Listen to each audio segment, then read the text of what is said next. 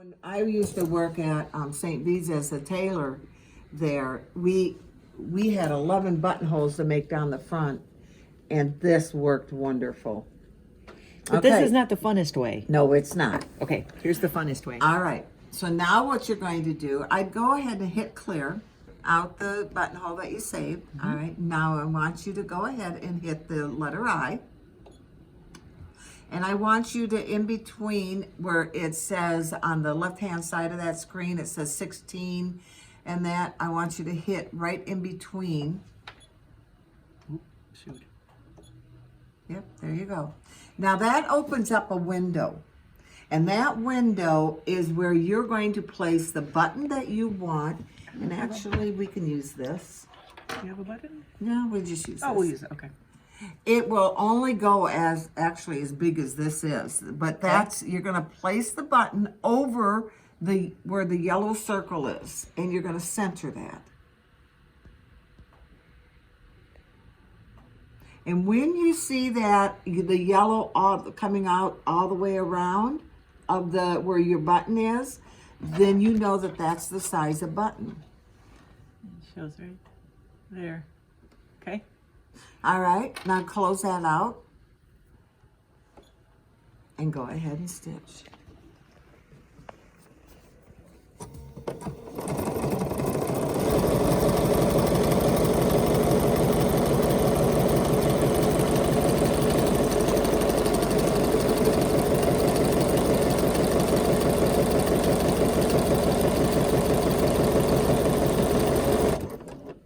And it will stop right where you set it to do. And there's your buttonhole. Check that out. I mean, it just makes you, And that'll go right in there. Yep. Now, I want you to go into the eye. So let's say you have a wider button. It's a thicker button. Like this. Yeah. It's a very thick button. But you can adjust the width between the beads of those buttons. So with that, you're going to go to that 0.6, touch that, and you're going to adjust the width of that. And if you watch your screen, do you see how it's widening? And so you can make those adjustments. I think it goes up to 2.0. Now go ahead and stitch. Get that thread. I like to hold the thread so it doesn't get in my buttonhole.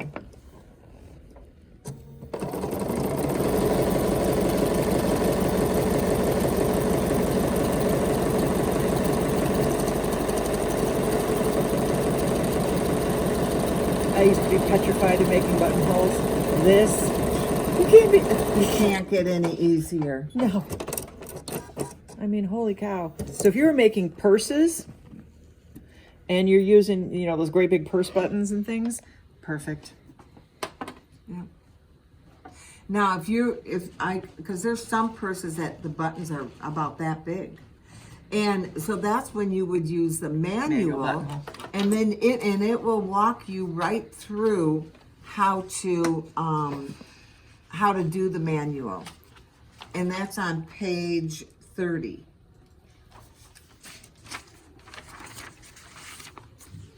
So you can see how much bigger that you get. So what you're going to do is that you would select the manual function in your eye,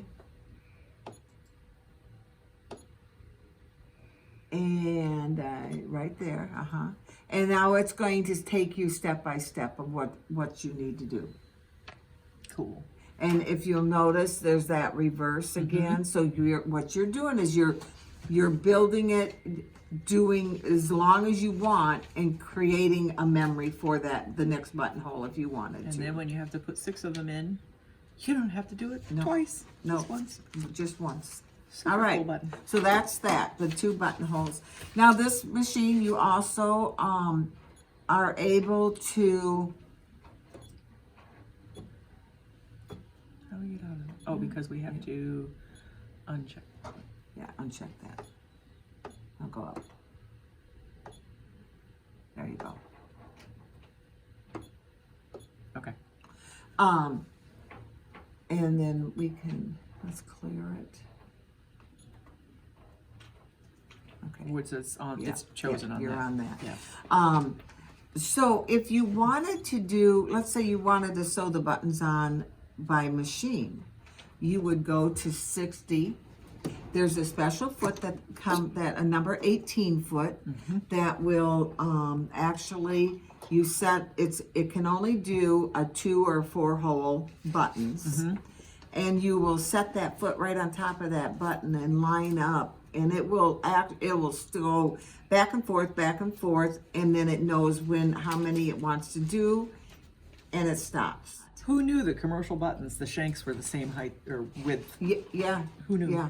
Anyway, they are. So if you had a button like this, or a button really little, those buttons, the holes are the same distance apart.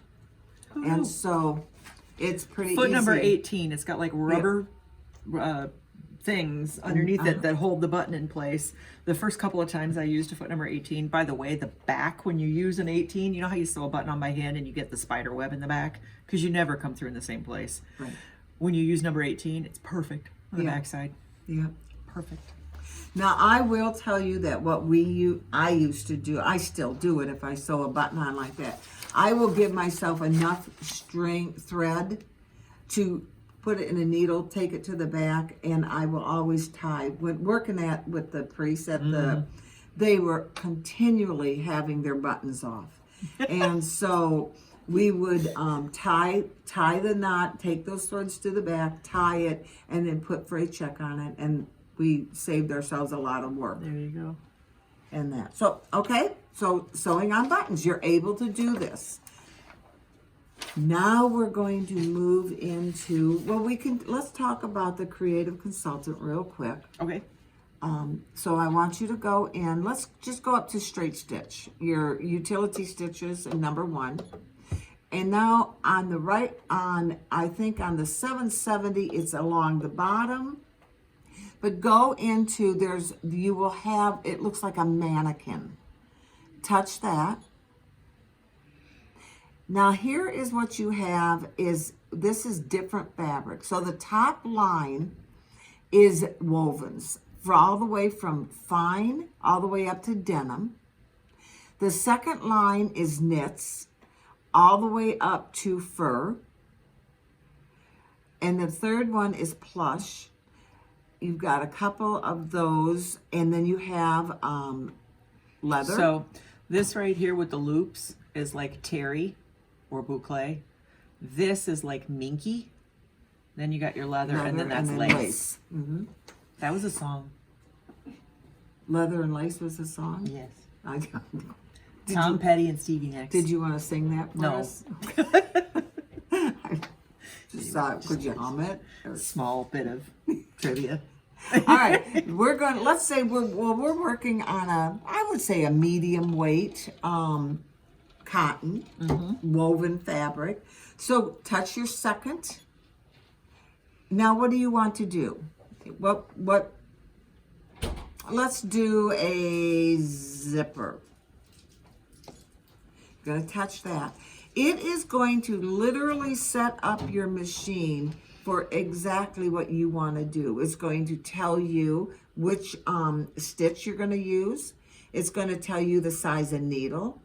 It's going to tell you, it always tells you polyester thread. I don't know why, but that does. Garments. Yeah. And it's going to tell you the foot, the 4D foot. Then you're going to go in and you're going to touch your check mark. And what it is going to do is it's setting your machine exactly what it needs to have set. Do you notice that your stitch position, your needle position has changed? Your tension has changed. It sets it up exactly what you want. So the needle now clears your foot. Now you would engage your dual feed. I can tell you that sewing on, I had to do dresses and skirts for one of my grandkids. And you know how when you're putting a zipper in, what happens a lot of times is that you sew down one side, You come down, stitch across the bottom, sew up that next side, and especially you get up to the top and you know that you have it in there right, and you'll have about that much where it's off. Not with the dual feed. It Right. was the coolest thing. I mean, I fought with that my whole life, trying to get a zipper in there. You could baste it, you could do whatever you wanted. But it moved. And it still moved. Not with that 4D foot. Oh, it's the catch me out. It's the bomb. Catch me out. And that it works wonderful. So, you know, you don't have to be afraid of a zipper. I think the worst was when you had a waistline and you're putting a zipper in, a dress length zipper, and you put that in, and then you have the waistline and it's supposed to meet, And it and was then one it's that's like like this. that, yeah. And it would just be infuriating. So this foot is wonderful. So don't be afraid of it. Go ahead and get a zipper and play with it. Yeah. And see how that works. So now we're going to some fun stuff. Okay. We are going to put in our 1D foot again. I'm getting practice changing my feet today. Actually, let's put in your 20C. She's killing me. Yeah, 20C, we'll do that one. 20C. Okay. And what we're going to learn right now is combi mode.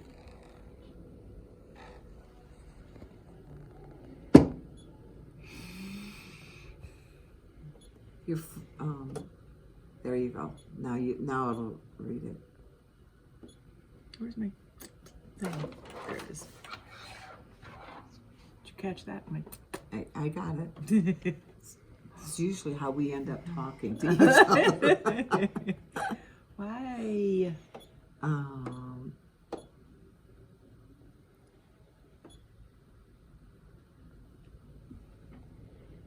Is it doing it again? Mm-hmm.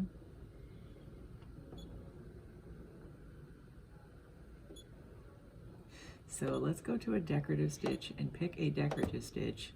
And now let's go look and see if we can find 20C. Looky there. Okay. They changed it. Well, I think it's just this. Anyway. Yeah. Doesn't matter. Okay. Okay. All right. So right now, if you look at your screen, Lisa went in and picked a decorative stitch.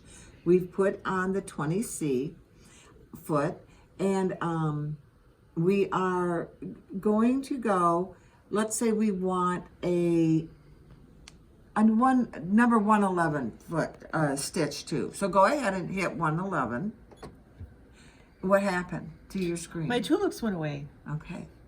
So in order for you to get to where you can have multiple stitches, like lettering and then design work and that, you have to be in what they call the combination mode. In order to get to the combination mode, at the bottom where your stitches show, there's a plus sign, and you're going to touch that, and it opens up a window for combination. So let's go in and pick, I want you to pick out just a couple flowers will be fine. Okay. So if you look at your screen, there you have the flowers, are right there. Now I want you to go into your alphabet, touch your alphabet, and go into the very first one and spell your name. Now remember that you can open up that screen all the way. All right, now go back up to your decorative stitches and pick out a couple more.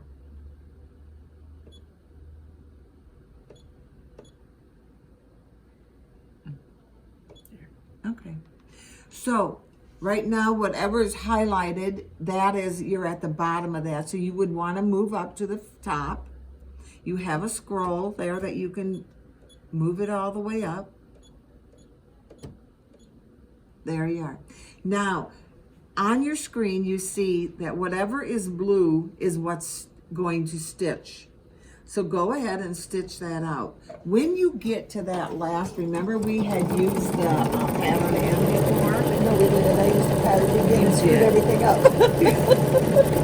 When you get to the last set of that last stitch that you put in, I want you to push your pattern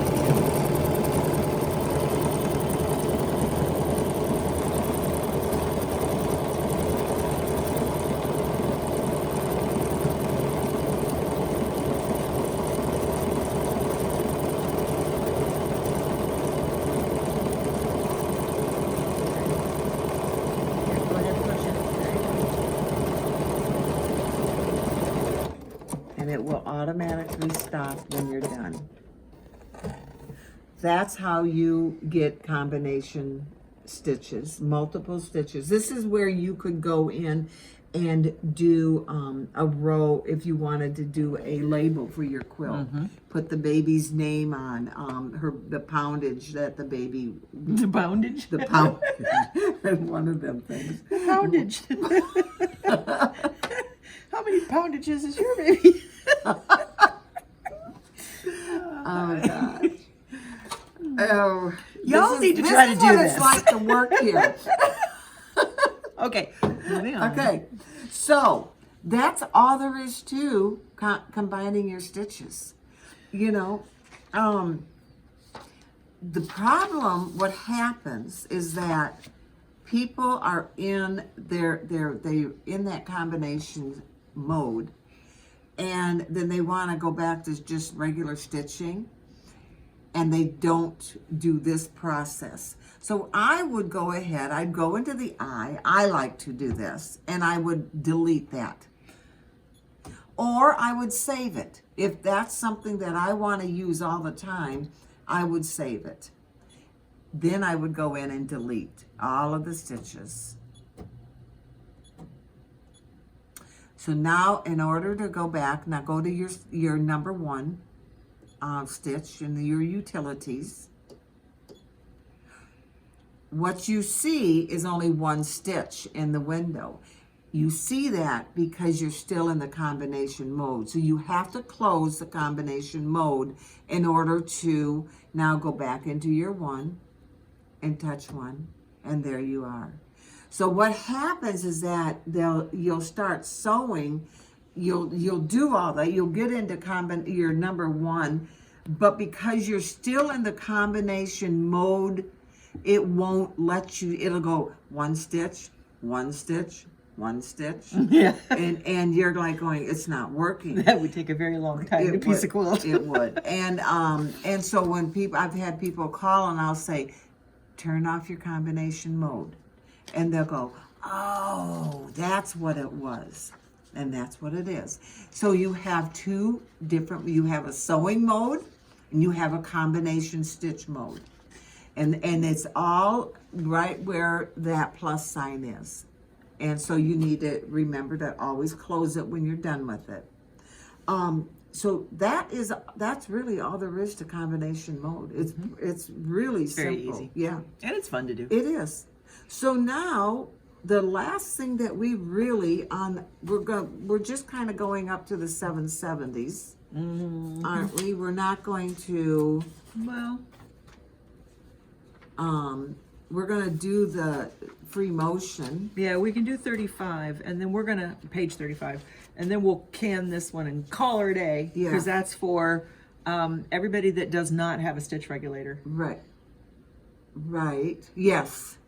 Yeah. And then we would move on to the stitch regulator later, and we can also, if you wanted to add in like the stitch designer or Yeah. any of those. So that'll be for the 770s, 790s, 880s, 570s with the stitch regulator, 590s with the stitch Right. regulator. So we'll do another video that's just stitch regulator, and then we will go into multi-directional stitching, Yeah. which is a cool thing on the 790 and 880. So we'll get to that in another video. Right, So that, right. Okay.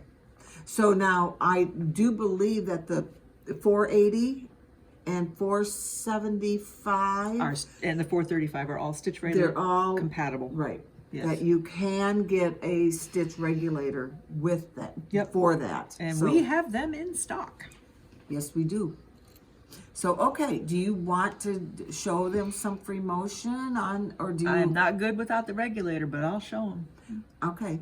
So, what foot are you going to need? Not this one. No, you're going to, well, they're saying a embroidery foot 24 or a 9.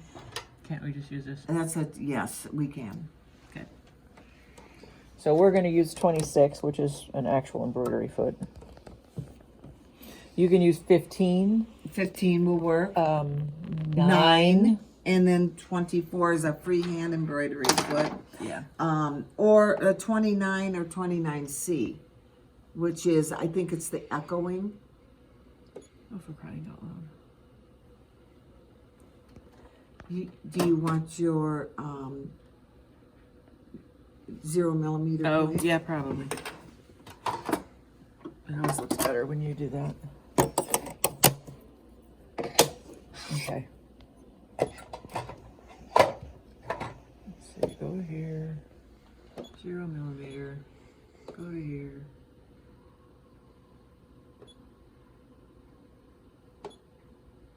Okay. Alrighty. So, Now, of course, you're going to have batting. You'll have your quilt sandwich. yeah, this won't look great. And anytime, when you start doing free motion quilting, set yourself Here. up some Let's do that. samples and make like two fat quarters and some batting in between. And it takes practice. Once you start practicing it, you'll get better and better at this. So don't get too discouraged with it. So I'll All do right. what they. Yeah, they're gonna do, if you look at their stitch it, what they're practicing. Ah, my thread just broke.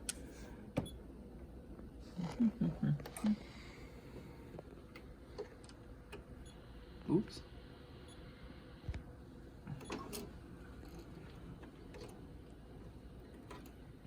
And I don't have a quilting needle on, which is going to cause my thread to break.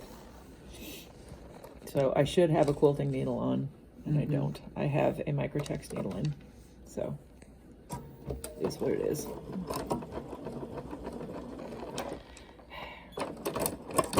And my thread broke. Again.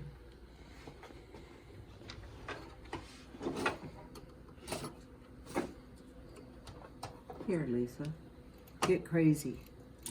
Here is a, Quilting needle? yeah. Thank you.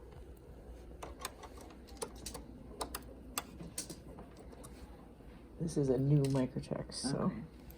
you can hang on to that.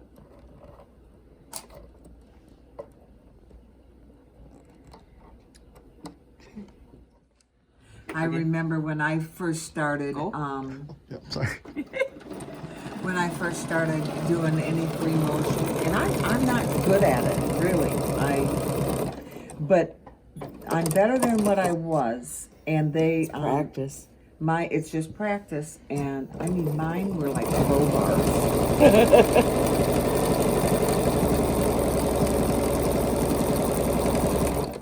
So I'm trying to do the examples they have in the book here. And that's what you do. Just keep practicing with different.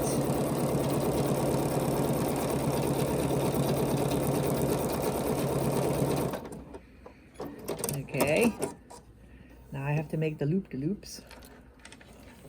The one that is the circles that you go. Pebbles? Yeah.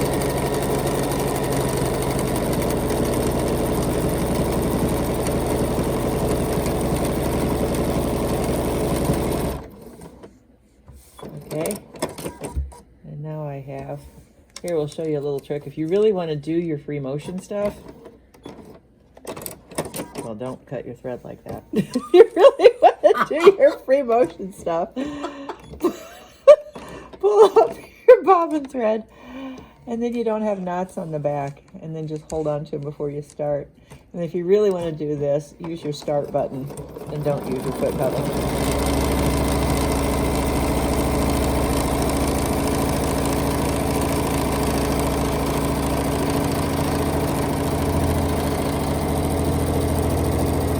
And there you go. Free motion.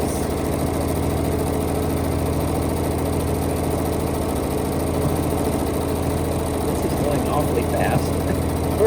We got it full bore. Yeah, thank you. That's a little better.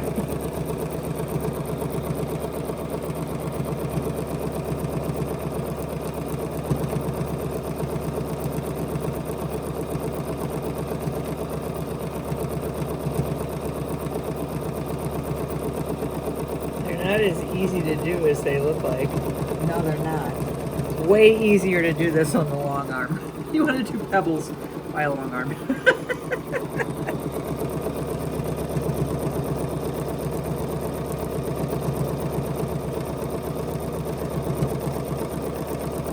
remember when the first time I used the long arm, I came into the shop and it was set to your height.